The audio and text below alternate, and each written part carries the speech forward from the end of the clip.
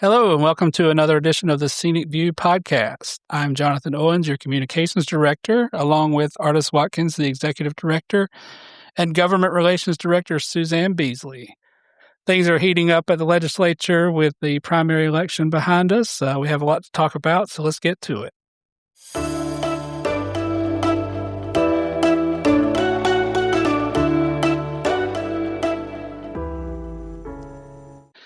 All right, so last week's episode, we talked a lot about Governor Stein's critical needs budget that included raises for state employees and a bonus for retirees. Have any of you heard any feedback on that? Well, there's always feedback anytime the governor's budget, in the process of a regular session will come out before anything that the General Assembly does. Now, we know that the General Assembly is not going to take that budget and pass it, but it's right out the gate and people hear whatever the provisions are in that budget and many times think that that's what's happening. So, yes, we have gotten a lot of feedback, lots of questions from people about when it's going to be effective and things like that. Did you hear anything from legislators about it? I haven't, but that's not unusual either. They don't say much even when the governor puts out a regular budget. So I don't know. It's just it's a weird time. I do know people who work in prisons, people who work in HHS facilities thought that was great news. But their main question was, is the General Assembly going to do? I thought the money was tight. What's going on? Yeah. They want to know how it's going to be funded, basically, which is something over the years we found more and more state employees. They're kind of nervous, like, okay, if we were to get something that puts us closer, still far away from not being at the bottom compared to other states, but closer to normal, what else? What would they take if they did that for us? Yeah, because they know that's coming. Yeah. They know that's coming. I did read a story from Don Vaughn, our friend Don Vaughn, that apparently Governor Stein is going to drop 2 more mini budgets before session begins. So that should be interesting. Obviously, this was the most critical needs because that's what he called it. There's a lot of concern over, state employees. Again, they've just gotten accustomed to being cautious. And so if you tell them they're talking about giving you something, they want to know what are they going to do with their benefits? Because unfortunately, it's kind of become popular that if you do anything for state employees, you then go try to take it either out of their jobs or their benefits. Yeah. Are you hearing anything about that, Suzanne? I know that the health plan. Yeah, so the State Health Plan Board of Trustees met yesterday, and the big votes on plan changes will be at their May or June meeting, whichever date they have a meeting. But yesterday they did talk about some structuring ideas and ways that they can, rein in costs for the plan to keep costs from rolling down employees' backs. And, I think that's something that our members and just state employees in general and retirees don't understand, that the sustainability of the state health plan is in jeopardy. Literally, the state funds the state health plan. It's not like a typical Blue Cross Blue Shield health insurance plan. You do not have a Blue Cross Blue Shield. You do not have an Aetna plan. You have the state health plan, and it's administered by Aetna or administered by Blue Cross Blue Shield. I've had some questions, if they go back to Blue Cross Blue Shield, will everything go back like it was? Well, no. If the General Assembly is looking at how much it costs for the health plan, if they don't put in enough money to sustain it, that means the costs shift to the employees, right. And there's no argument about that at the health plan board, right? That's right. And they did actually, in the presentation that's online, if anybody cares to go and see what was talked about at the plan yesterday, there was some conversation about what the expectations will be of providers. What are the expectations of providers? Well, they're going to have to give a lot more than what they're giving. How that is going But nobody's going to make them. The plan. Well, it sounded good. So here's where I'm going with this. So the legislature likes to be appalled by how much the health plan costs. And therefore, we saw shifting of that cost to employees. But the legislature are the ones that wouldn't let Dale Folwell do something about capping those costs and not letting some providers charge us 4 times what other providers charge us. At the end of the day, it seems so wrong to try to have it both ways as a lawmaker. Like, we won't let you contain the crazy, outrageous profit padding by some providers. We won't let you do anything about that. But we're then going to complain that the health plan costs too much, and so we're going to tell you to charge the employees more. That's double wrong. Yeah. And then you think about, the board of trustees will have to come in and make a decision, increase in premiums. Yes. Yes, they have some blame for doing that, but it's a direct reaction to what the legislature gives them. Yep. So, I mean, the buck kind of stops with the legislature. If they'd fund it more. That's exactly right. Here's my thing. You don't have to fund it at that level. You have to give authority to not overpay, to not be held hostage by this consortium, these prices that are absolutely nuts. I don't think there's anywhere else in government that lawmakers would go back home to their constituents and say, it's cool with me if some people charge us 4 times the going rate on something the state pays for.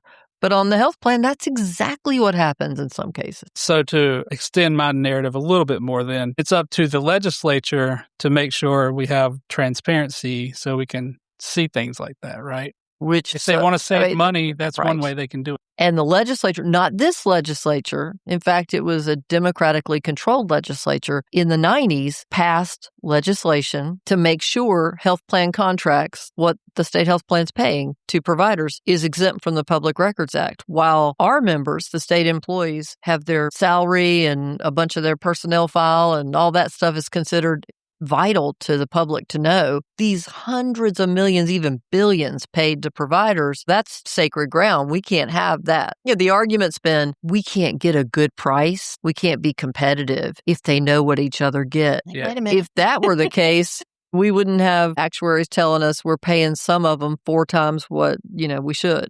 So, it's just wrong. It's wrong to pass laws saying the taxpayers and the employees can't see those contracts, but it's especially wrong to say. Yeah, and we still hold that position regardless of what the board is considering right now.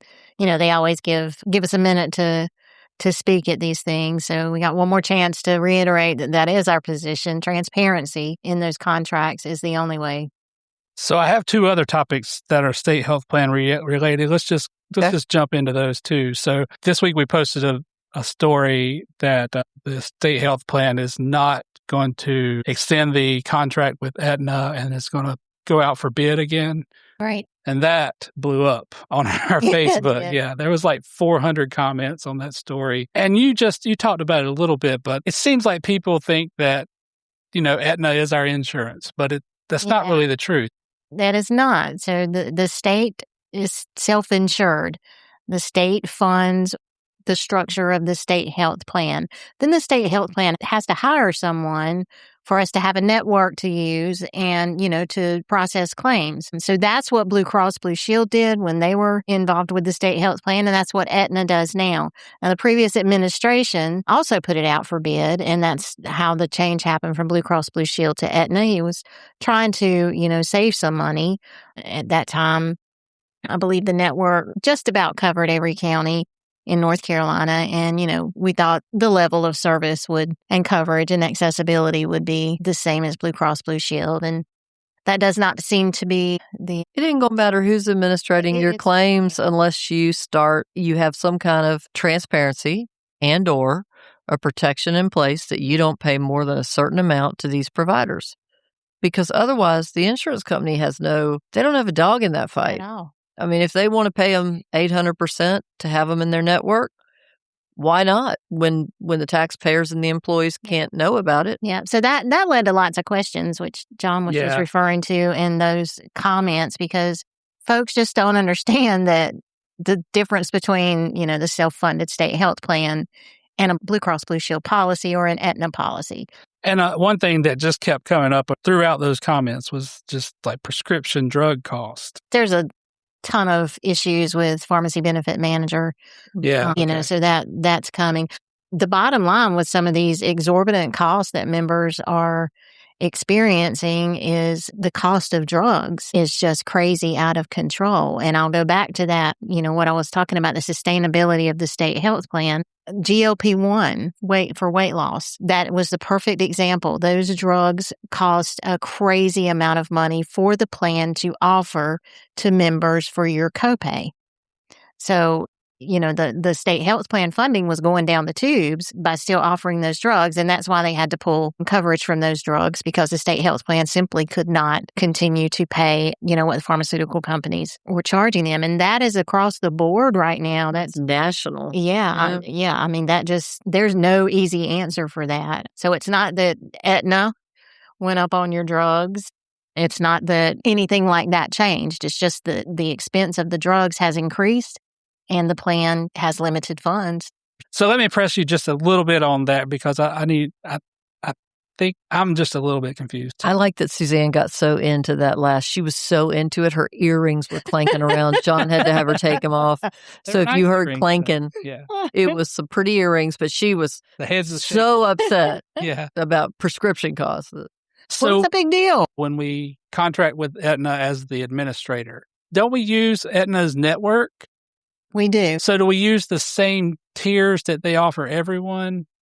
So one question that came up on Facebook, and I was didn't know how to respond, was someone said that one of her providers is no longer a select preferred provider, so her copay went up to $40. And I assume that's an Aetna plan, right? I mean, that's not a state health plan. That might be about a specialist. Yeah, and the structure of the plan is the plan structure. So we do use their network. Yeah. But the structure of the plan is determined by the plan. So, it doesn't that's necessarily true. fall like a regular insurance plan through either of those companies. So the same lady also said the only good thing she's seen out of the state health plan recently is the Lantern program. The providers are excellent, and my coworkers have had hip replacements, ACL and knee replacements covered. Her son's about to have shoulder surgery. So let's jump into Lantern then.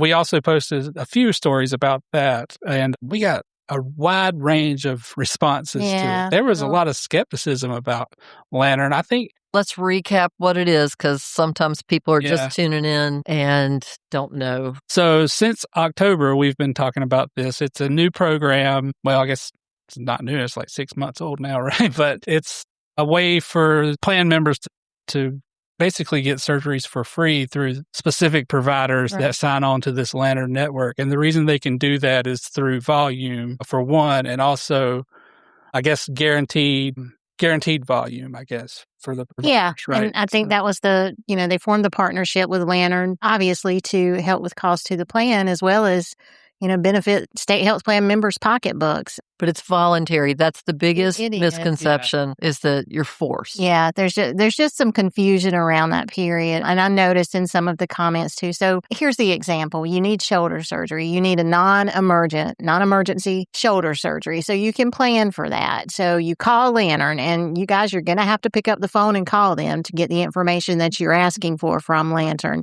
It's a state health plan kind of thing. So it's not going to be listed on the Lantern website the way it would be with any of the companies that they service. So you need a shoulder surgery, you call Lantern. They go through the physicians that are in the Lantern network and help you find a physician. Here's the kicker. It could possibly be a physician you already see. There's Emerge Ortho, Carolina Ortho, I think now. Ortho Carolina. And Novant.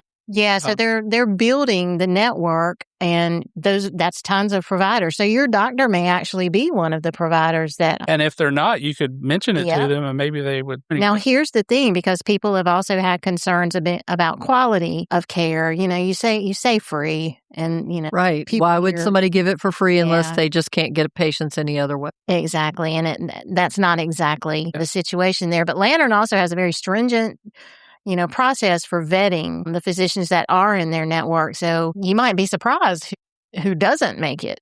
Yeah. Well, if you think about it, Novant Healthcare is one of the biggest systems in the state. They just signed on to Lantern. So in some areas, if you live there, the person you're going to is probably Novant anyway.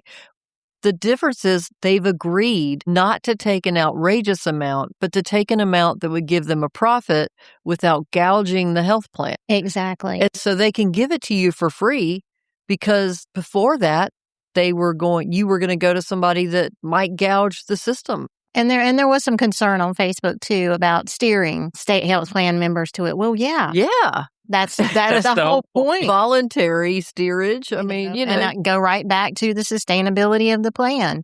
Yeah. There was a lot of concern about having to, drive 2 or 3 states away to find a surgeon. 2 points about that. The plan will cover a lot of those travel costs, right? Or all of them. For you and someone to go with you. Yeah. Yeah. And as you said, the network is expanding so much, it's probably not going to be the case forever. Yeah. Well, and I'm not sure how many cases of you having to travel 2 or 3 states away, like I saw in some of the comments, is But one of the examples they gave real us, deal. Suzanne, when they were telling us about it in the first place, let's say you need something, it is unique, and you need, the only place that can do it is the Mayo Clinic. How cool is it that you can get to the Mayo Clinic, get it for free, and have your expenses paid, at least in part? That's a big deal. Well, everything involved in your surgery would be paid. This was something else that came from Facebook, too, because people were concerned, what about aftercare? Well, you go back home and you go to your local provider for your aftercare, just like you would, any other surgical procedure that you would have had outside of Lantern. I also had a question about what if there are complications? Well, you can have complications with the doctor that you see now. There's no way to predict those kind of situations. But this is a change. This is out of the box thinking. Yeah, just to break it down for state employees. If you don't want to pay a lot more in premium, a lot more in out-of-pocket, a lot more in deductible, we're with you. But you got to meet us halfway. Yeah. But you're going to have to be willing not to go to somebody that might be charging the plan 700, 800%. If you go to those people, until the legislature decides that's not an okay thing to do, to charge the state that kind of money, then your choice is pay a lot more or take advantage and try to encourage people to go to providers who are willing to do the right thing by state employees, by the plan, by the taxpayer. And that being said, just one more time, because folks are having a hard time grasping this, you do not have to participate in Lantern. You can continue to use the state health plan as you traditionally would and pay it. With the exception of bariatrics. Of bariatrics, yeah. So those were my 2 state health plan topics. The other thing that I noticed was there is possible overrides for vetoes coming in early April. So they're on the calendar for April 6th, but, they were on the calendar when session let out the last time, goodness gracious. So, they're sitting there on the calendar because there weren't the votes to pass those overrides when they were still in session. So those are still waiting to be addressed. Is there a reason to do it now, like just after the primary? I mean, is there like a more importance? You've got the 3 primaries in particular where there was active participation among prominent Democrats in the party to try to oust a few of the Democrats that have voted with Republicans on things in the past. You can almost guarantee those are going to be votes to override Stein's veto on anything that's coming up this short session. Yeah. So I think absolutely the timing is not surprising. It is very intentional. A couple of the bills maybe pertain to state employees, especially the DEI bill from Brendan Jones, House 171. We've talked about that. So we have. It's been a while. I mean, we weren't exactly sure why. What was the problem that this addressed? And still don't know. There's been a lot of things in state government cut in university system that were cut because they were supposedly DEI and they needed to go. And so our question about House Bill 171, and at this moment, to be frank, we've never gotten the answers to it, is what do you mean in some cases by DEI? It's not clear what problem that the bill's trying to address. Hey, kind of doesn't matter because the bill did pass. All lawmakers have to do now is decide whether they're with the legislature or with Governor Stein on this one. There's no more debating the merits of the bill. Yeah. If you think about it, we can say that there's nothing in state government or, there's nothing in agencies that this would really affect, like what is the reason for this, But if this bill is on the books, it can be used in the future, right? I mean, it can stop future things like that. So we still have to watch, we still have to be involved in it. And something that was interesting about this, I mean, if there's something going on, we're the first to hear about it. I mean, you got an issue out there as a state employee, 9 times out of 10, we're going to get a call about it. And we didn't. And who's to say that this bill won't be used to justify changes in the future that maybe have nothing to do with DEI? Very true. So there's also one for public education and public higher education, similar bills, I guess. Yeah. But that's April 6th. And then on the 21st, the short session is supposed to start. Right.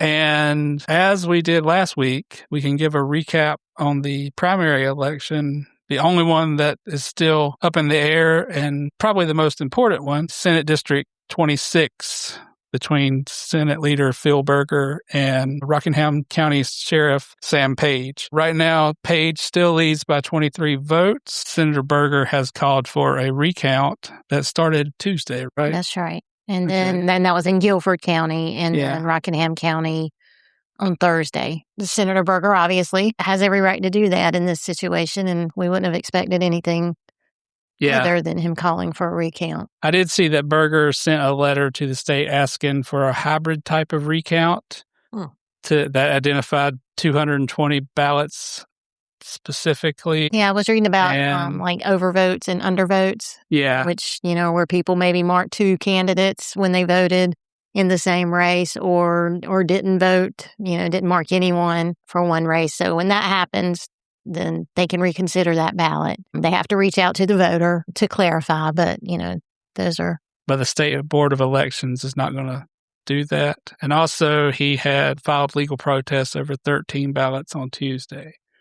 So it sounds like, as Ardis has said, the lawyers are working overtime and they're making the money, right? Yeah, I'm not hating on anybody because it's, it's a free country, but wow. We're getting into expensive. Yeah. Down in the dirt, down in the weeds about these votes. It's been fascinating. Do you think there'll be a resolution to this before the short session starts? No. Really? Well, I would anticipate, that Senator Berger would do all the things. Yeah. I would think that he would, he would want to run through the whole list of things you can do. Yeah, the process can go on a bit. Yeah, so. They're coming back soon. Well, we'll stay tuned. That's going to be a huge story either way, no matter what happens there. Right? Truly. Now, let's go back to some of the questions that we talked about from our Facebook, because we do have so many topics that have kind of dropped in the last 2 weeks that we haven't really expanded on. I had some questions about the governor's critical needs budget. One question was, if it passed, would it be retroactive? So, yeah. You think it would? I read that. Oh, okay. So that's what he's asking. That's what he's asking for. Yeah, this is the governor's budget proposal. This is not the budget that the General Assembly will. His critical needs budget, not his budget for this coming year. Yeah, so I guess technically we're going to have, according to Dawn's story, he's going to drop 3. Yeah, I don't know the 3 part. I just know that he made it very clear this is not my budget for this year. That's coming soon. It's just confusing to state employees that hear it because they're thinking, oh, we're going to get that. Finally. Yeah, that's something. And it's just a proposal, and it's legislature's already said, we're not doing that. Yeah.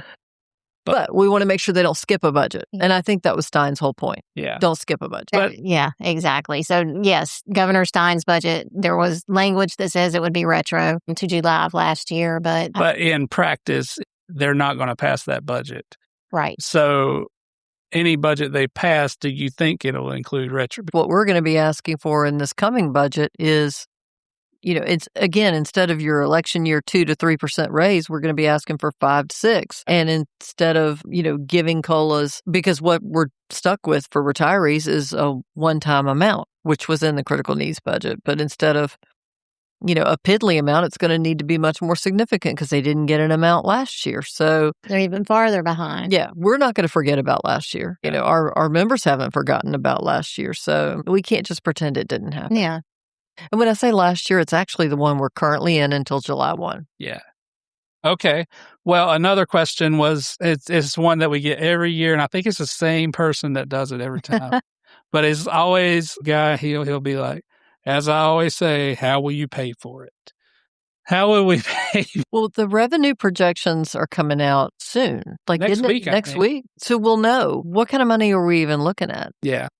And then the next question, once you know the money you're looking at, and that's one of the criticisms that some of the Republicans gave to Governor Stein's critical needs budget is we don't even know how much money. What we're looking at. The next question is, once you know the money you have available, what your priorities are. One thing we want to reiterate is that for the last few years running, a good amount of money, $400 million, and before that over $1 billion, was put back in the general fund of North Carolina from vacant salaries where the money reverted. State employees doing the work of more than one person has put a lot of money in the coffers. And also, they didn't have a budget last year. So exactly. So they saved some money there. So that money's there. That money came into the state. Now, what the state did with it, I don't know. Right. Yeah. But that money came into the state and could have been used for employees, so it should technically still be there. Probably not. Probably not still there. But that's a problem. And then we also always get this question, and I think it's a valid question. Why do teachers always get a higher raise than the rest of state employees?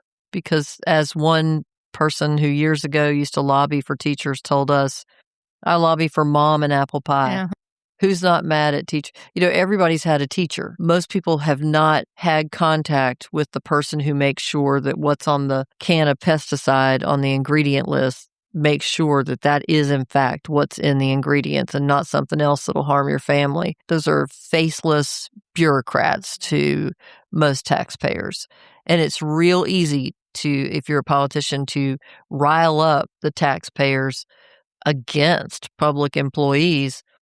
It's harder to rile them up against teachers. Yeah. But, Children. At the end of the day, though, we've said it before, I'm going to say it again. I think people in North Carolina and everywhere else are catching on to the fact that the reason they're not living much better than they're living right now is not because of their neighbors who are state employees. It's because of massive businesses who get secret contracts like the health plan and the retirement plan, who get sweetheart deals for other public contracts, and who control everything by having hordes of lobbyists in D.C. and in every single other aspect of government. And some money to pour into elections. So they know. I mean, I think people they're just not as blind to this as a lot of politicians count on. They just aren't buying it, that it's public employees that are keeping them down. We just need less public employees and then we'll all be better off. Yeah, I don't think people are blaming. I heard Bernie Sanders on the way here today. He said that Elon Musk has more money than 53% of the country. It's insane. Just one person. Wow. So, yeah, that's impressive. Yeah. But Elon Musk can actually get money for his kids in the state of Texas to go to private school. So, I mean, I think that's the thing. That kind of thing is so publicized. And we live in an age of social media where people know those things. So, again, I think it's harder to make state employees the scapegoat. That earlier in our career, Suzanne, I think it was pretty easy to make them the scapegoat. Back then, they said it was 3 employees leaning on a shovel while one would work on the road. That was the whole thing back in the day. We hear that one a lot. And those good state jobs. They're not so good anymore. Not so good anymore. So we covered most of these other questions that I brought up, or that I found on our Facebook. Any other topics before we get into the question of the week? No? All right, let's get to it. John's wacky weird question of the week.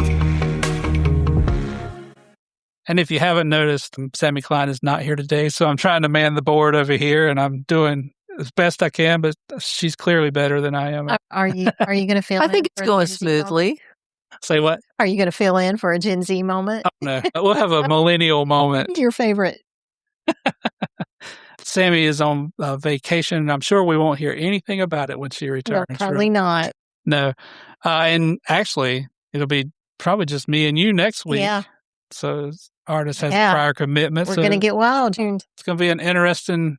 What can we do? Let's do something. We should do like a remote. Oh, no. Yeah, go somewhere. Myrtle Beach. Y'all are home alone. We're doing this week's episode from Myrtle Beach. Oh my gosh. Y'all would too. So my question of the week is, what's something that you're paying attention to that is off the radar? And I don't want to hear about the Iran war. I don't want to hear about March Madness, anything at all that it can be a book, a TV show. I think we've done this sort of before, but I want it to just kind of be obscure. If you have anything, a new podcast, anything. And the reason I bring this up is because my new obsession is the Afro Man trial. Have you seen this? No. You remember Afro Man, the rapper from like the 2000s? He had some obscure and slightly vulgar at times raps that he did, and he was like very famous rapper. He moved to this farm in Ohio, a small town. The police there raided his home, and they tore up a bunch of stuff. According to him, they broke a door down, and they stole some money, he's saying. So he wrote a rap song about them doing this. And it's classic Afro Man, a little wild. instead of like suing them, he wrote a rap song about it, right? So then they sued him. So the trial is like a defamation trial against Afro-Man. And so then like they have all these clips of the rap song. And it's not funny, but it is funny. You should check it out. It's on Twitter. It's the rap I will look. Afro-Man trial. It's pretty hilarious. I don't have anything nearly that exciting. I mean, I'm just trying to think under the radar here. I don't know. My son is 35. And we have always shared our interest in music with each other. I mean, I raised him to love Prince, and he taught me to love Mac Miller. So there's a musician, Jack Harlow, whom I've heard of before. He's great, but his new music is, I'm obsessed, and I'm a little old lady over here. Yeah, the music. And then there's a book that I read. I remember seeing it was pretty popular on TikTok, and I haven't looked. I don't know if it still is. It was over 800 pages, but the name of it Nope, is, I'm out. the name of it is A Little Life, and it was incredibly tragic. It's a story of a person I can't give it away because somebody might want to read it. What I will tell you is when you get halfway through the book, you have the opportunity to jump ship and still have a good story. But if you read the other half of the book, it's going to stick with you for the rest of your life. It was a heck of a read. Maybe they have an audio book. That'll be like 4 credits. It'll last you forever. What about you, Ardis? You have anything? I mean, it's not under the radar, but it's not as talked about as some other things. We talk about fuel prices in light of the conflict in Iran. But the fertilizer, that's getting more and more interesting because the folks in agriculture are saying they're really worried about getting what they need to get their crops planted and then to get them to fruition. Yeah. And I'm wondering what that's going to mean for the food supply, but also the cost. We've seen the cost of everything go up, but produce. That's just petroleum affects everything. It does. And it never really comes back down once it's gone up. No. I was surprised that diesel's so high. Have you seen that? Yeah. It's like flipped. My cousin just bought a diesel truck. He was so mad. Impacts your pocketbook for sure. Well, that's our episode for the week, and we'll see you next week.